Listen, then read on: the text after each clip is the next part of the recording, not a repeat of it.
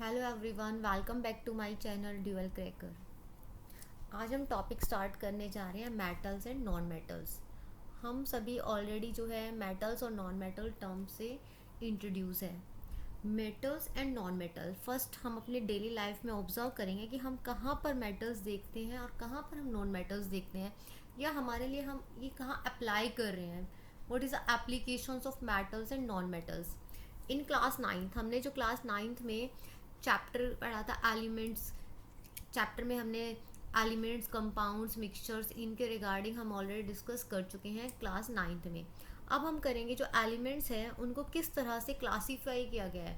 उसमें तो हमने जस्ट एलिमेंट्स, मॉलिक्यूल्स, कंपाउंड्स इनके बारे में डिस्कस किया था, लेकिन हम उनको फर्दर किस तरह से कैटेगराइज कर रहे हैं, किस तरह से हम उनको सेपरेट कर रहे हैं, कैसे हम रख रहे हैं।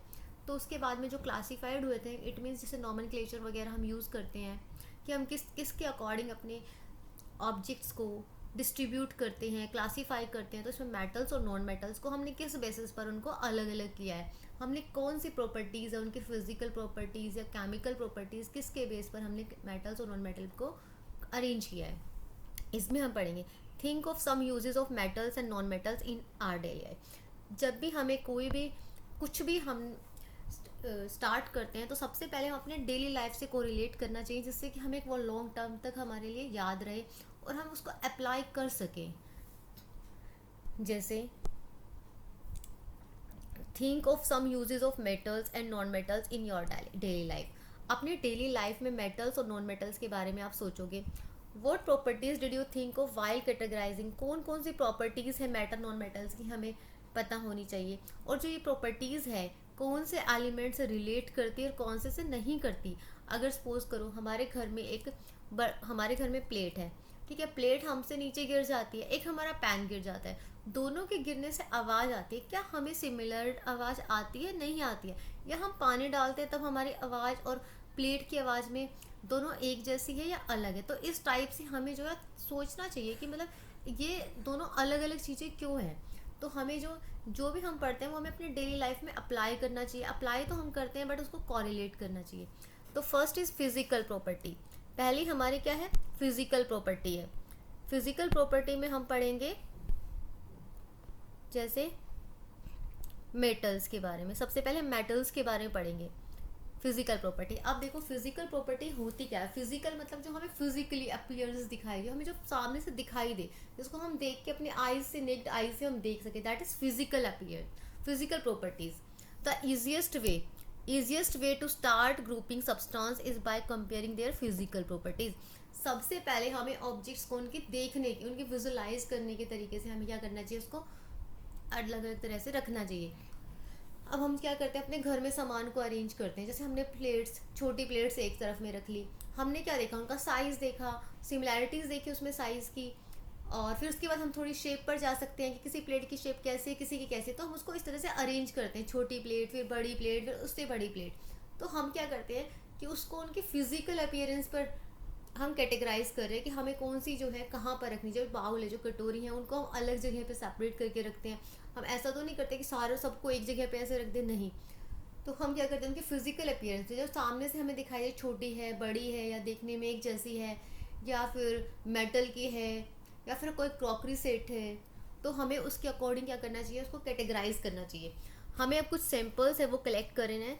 जैसे हमने एक्टिविटी करेंगे 3.1 से 3.6 तक, हम कुछ सैम्पल्स लेंगे मेटल्स के। हमने एक आयरन ले लिया, कॉपर ले लिया, एल्यूमिनियम ले लिया, मैग्नीशियम ले लिया, सोडियम ले, लेड, जिंक, और कोई भी अदर जो एलिमेंट हमें मिल रहा है जो इजीली अवेलेबल हो जाता है हमारे लिए, हम वो वाले सारे जो एलिमेंट्स हैं वो ले लेंगे। अब एक्टिविटी 3.1 में है, take sample of iron, copper, aluminium and magnesium. इन सब का जो है एक सैंपल कलेक्ट कर लिया और उनको क्या करते, एक साफ से सरफेस पे हमने रख दिया, और bye rubbing them with sand paper से उनको हमने साफ कर लिया। फिर उसके बाद हमने साफ किया तो उसकी अपीयरेंस को हमें ऑब्जर्व करना है, that is a physical appearance. मतलब हमें जो दिखाई दे रहा है that is a physical appearance. Metal in their pure state having a shining surface. मतलब जो अगर प्योर स्टेट में होगा मीन, तो उसका जो सरफेस होगा वो चमकेगा, शाइनिंग स्टेट में होगा। This property is called metallic cluster. तो उसमें देखा गया जब मेटल्स को ऐसे करके रखा गया, जैसे प्लेट्स हैं, प्लेट्स को क्या करते हैं, धोते हैं, धोने के बाद लगता है ना कि शाइन कर रही है, तो इट मीन्स वो लस्टर, दैट इज चमक, लस्टर को बोलते हैं चमक। की मेटेलिक की जो एक प्रॉपर्टीज है जो हमें देखने से पता चला, वो हमें पता चला कि दैट इज लस्ट्रस। तो हमें एक यहाँ से एक पॉइंट मिल गया कि जो प्रॉपर्टीज होती है मेटल्स की, that is first property is our first property is that is lustre. हमने पढ़ा लस्टर, लस्टर मीन्स चमक। यहाँ से हमें इसकी फर्स्ट प्रॉपर्टी पता चली है, दैट इज फिजिकल प्रॉपर्टी। अब एक्टिविटी 3.2 करेंगे।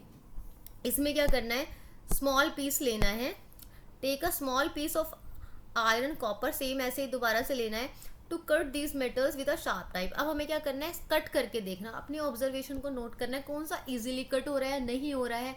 Hold a piece of sodium metal with a pair of tong, हमें एक टोंग की हेल्प से हमें इसको पकड़ना है। और क्वेश्चन ये है कि ऑलवेज जब हम हैंडल सोडियम मेटल को जो है हम पकड़ेंगे तो हमेशा क्या करेंगे, केयर करके ध्यान से पकड़ेंगे। Dry it by pressing between the folds of a filter paper. ठीक है, अब क्या करेंगे, प्रेसिंग करके फिल्टर पेपर को इसमें फोल्ड कर देंगे। और उसके बाद हम इसको रखेंगे वॉच ग्लास में and try to cut with a knife, और फिर किसके साथ में हम नाइफ से कट करने की कोशिश करेंगे। व्हाट डू यू ऑब्जर्व, आपने क्या ऑब्जर्व किया, आपने आयरन लिया, कॉपर लिया, एल्यूमिनियम लिया, मैग्नीशियम लिया, ये सारे लिए। अब आपने इनको कट करने की कोशिश की, तो हो सकता है कि कोई मेटल जो है देरी से कटा हो, कोई जल्दी इजीली कट गया हो, कोई सॉफ्ट हो, कोई हार्ड हो। तो इससे भी क्या हुआ, हमने कटिंग की ना, उसकी शेप और साइज से डिफरेंस से पता चल गया। You will find that metals are generally hard. आपको पता चला कि जब हम मेटल्स को कट कर रहे थे वो क्या थे, जनरली थोड़े से हार्ड थे। The hardness varies from metal to metal. तो जो हार्डनेस है, तो हमें यहाँ से एक और प्रॉपर्टी मिल गई, दैट इज मेटल्स आर, पहली हमारी थी lustre, second is hard. But लेकिन आपने क्या किया, जब आप सोडियम को कट करोगे तो वो इजीली कट हो जाएगा। तो कुछ एक्सेप्शंस भी होती है जो बिल्डअप होती हैं। तो हमारी सेकेंड प्रॉपर्टी हार्ड हुई कि मेटल जो है हार्ड होता है। अब हमारी जो थर्ड एक्टिविटी है, इसमें take piece of iron, zinc, lead and copper. किसका लेना, आयरन, जिंक, लेड और कॉपर दोबारा ले लिए। उनको एक मेटल के ब्लॉक में रखना है of iron and strike it 4 और 5 टाइम्स इट द हैमर। ठीक है, हमने क्या किया, एक मेटल है जो आयरन जो है on a block of iron यहाँ पे रखा, उसको क्या किया, बीट किया, उसको पीटा। रिपीट विद अदर मेटल्स, ऐसे पहले आयरन के साथ में, फिर जिंक के साथ में, फिर लेड के साथ में, फिर कॉपर के साथ में। रिकॉर्ड द चेंज, क्या उनकी शेप में कोई चेंज हुआ, जैसे हम किसी चीज़ को पीटते हैं तो क्या उनकी शेप में कोई चेंज हुआ। दिस प्रॉपर्टी, अगर हम उनकी शेप में बीट करने के बाद में कोई चेंज हो जाता है, that is known as malleability. तो हमें थर्ड पता चला, मेलिएबल। अब डिफाइन आ सकता है, what do you mean by the malleable. Malleable means होता है कि हम किसी मेटल को बीट कर रहे हैं और किसमें वो एक metals can be beaten into thin sheets, एक पतली शीट्स में कन्वर्ट हो जाए, that is known as malleability. Did you know that gold and silver are most valuable metals. आपसे यहाँ से क्वेश्चन पुट होगा कि क्या गोल्ड और सिल्वर जो है मोस्ट मेलिएबल मेटल्स है। देखो तभी तो क्या करते हैं, हम न्यू ऑर्नामेंट्स बना लेते हैं, अलग अलग डिज़ाइंस के। जो हमारी ज्वेलरीज होती हैं ये अलग अलग डिज़ाइंस के हम इसलिए तो सकते हैं बिकॉज सिल्वर और gold are the most malleable metals, ये ज़्यादा ही मैलिएबल मेटल्स होते हैं। 3.4 consider some metals such as iron. दोबारा से फिर हमने ये लिया, which of the above metals are also available in the form of wires. इनमें से कौन सा जो है वायर की फॉर्म में जो है अवेलेबल होता है। तो ability of metals to be drawn into thin wires, जो थिन वायर्स में पतले तार में बदल जाए, that is known as ductility. अब दोनों के बीच में कंफ्यूजन नहीं होनी, जो शीट में बदले that is known as malleability और वायर्स में होता है that is ductility. Gold is the most ductile metal. हमारा यहाँ से क्वेश्चन पुट होगा, which metal is the most ductile metal. तो हमारा ये क्वेश्चन जो है एमसीक्यू फॉर्म में या 1 मार्क फॉर्म में यहाँ से आ जाएगा। You will be surprise to know that a wire of about 2 kilometre length can be drawn from 1 gram of gold. आपको पता है कि जो 2 किलोमीटर लंबा जो एक तार है वो 1 ग्राम गोल्ड से बन सकता है। इट मीन्स कि इतना वायर में खींच सकता है, that is ductile, most ductile. It is because of their malleability and ductile, malleable भी है और डक्टिलिटी, दोनों को फॉलो कर रहा है। That metals can be given different shapes according to our needs. Malleability में मतलब हम उसको डिफरेंट शेप्स दे रहे हैं, डक्टिलिटी मतलब वो वायर्स की तरह हम खींच के इसको भी एक वायर्स की तरह एक शेप दे रहे हैं, अपनी नीड के अकॉर्डिंग हम उसको शेप प्रोवाइड कर रहे हैं। Can you name some metals that are use for making cooking vessels. आपने देखा कुछ मेटल्स जो है कुकिंग वेसल्स में, मतलब जो हम बर्तन जिसमें खाना बनाते हैं उसमें भी यूज़ होते हैं.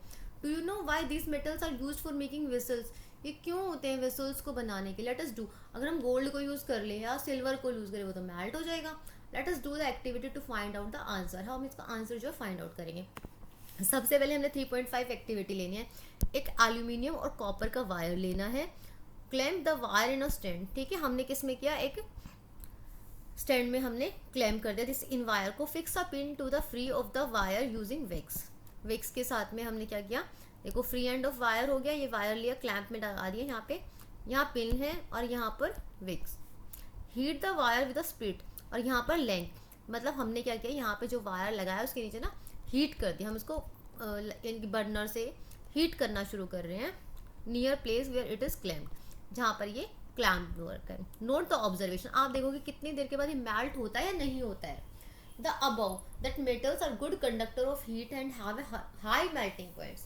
देखो गुड कंडक्टर ऑफ हीट, हमें उन्हीं बर्तनों में हम खाना बना सकते हैं जो गुड कंडक्टर ऑफ हीट हो.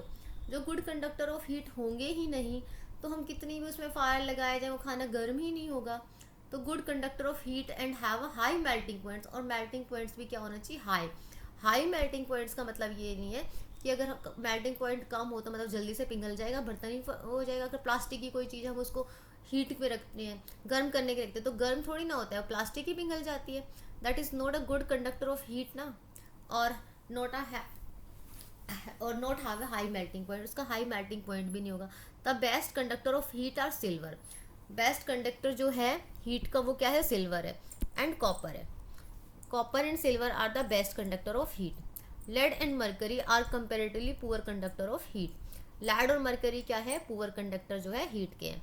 अब देखो गोल्ड है, गोल्ड भी क्या है, गुड कंडक्टर ऑफ हीट है, बट उसमें हम जल्दी से क्या हो जाएगा, उसका जो मेल्टिंग पॉइंट है that is not a high, low melting point, वो जल्दी से मेल्ट हो जाता है, जिसके लिए हम यूज़ नहीं कर सकते हैं. बट सिल्वर और कॉपर जो है इनकी वेसल्स हैं, वी कैन यूज़. लेड और मरकरी कंपैरेटिवली क्या है, इनसे पुअर कंडक्टर ऑफ हीट है. Do metals also conduct electricity. क्या मेटल्स में से इलेक्ट्रिसिटी पास होती है, लेट अस फाइंड आउट. हम फाइंड आउट करते हैं. अब क्वेश्चन यहाँ से आएगा कि metals are good conductor of high melting point. Best conductor कौन है, सिल्वर एंड कॉपर. और पुअर कंडक्टर ऑफ हीट कौन है, लेड एंड मरकरी. ये क्वेश्चन, ये एग्जाम्पल्स हमें याद रखने हैं. अब हम इलेक्ट्रिसिटी के बारे में पढ़ेंगे. अब हमने एक इलेक्ट्रिसिटी का सेटअप कर लिया, बल्ब लगा दिया, स्विच लगा दिया, क्लिप्स लगा दी, जो पिन की क्लिप्स है, यहाँ पे एक सैम्पल टू बी टेस्टेड, यहाँ बैटरी लगा दी. You must have seen the wires that carry current in your homes have a coating of PVC. आपने देखा होगा कि हमारे जो घर में जो वायर्स हुए हैं उसके बाहर से एक कोटिंग होती है प्लास्टिक की, जिसको हम क्या बोलते हैं, पीवीसी, मतलब पॉली विनाइल क्लोराइड. तो यहाँ से हम इसकी फुल फॉर्म याद रखनी चाहिए. और अ रबर लाइक मटेरियल, एक रबर की तरह मटेरियल होता है. Wire electric wires coated with such substances. जो इलेक्ट्रिक वायर्स है इनको क्यों कोटेड किया गया है. What happens when metal strikes a hard surface. जब हार्ड सरफेस पर स्ट्राइक करेंगे तो क्या होगा, डू दे प्रोड्यूस साउंड. क्या वो साउंड को प्रोड्यूस करेंगे. The metals that produce a sound on hard surface are said to be sonorous. जो साउंड को प्रोड्यूस करेंगे तो उनको क्या बोलते हैं हम, sonorous. Can you now say why school bells are made of metal. जो पहले स्कूल बेल्स थी वो किससे की बनी होती थी, मेटल्स की, ताकि आवाज़ आए, उस पर स्ट्राइक करे और आवाज़ आए, बच्चों को सुनाई दे. लेकिन आजकल इलेक्ट्रिक बेल यूज़ हो गई है. मंदिरों में जो बेल है दैट इज़ मेटल ना, तो सोनोरस भी है. तो हमने ये प्रॉपर्टीज़ पढ़ी कि good conductor of heat and electricity होगा, लस्ट्रस होगा, मेलिएबल होगा, डक्टाइल होगा, हार्ड होगा and sonorous. These are the properties of metal. अब नेक्स्ट क्लास में नॉन मेटल्स की प्रॉपर्टीज़ स्टार्ट करेंगे.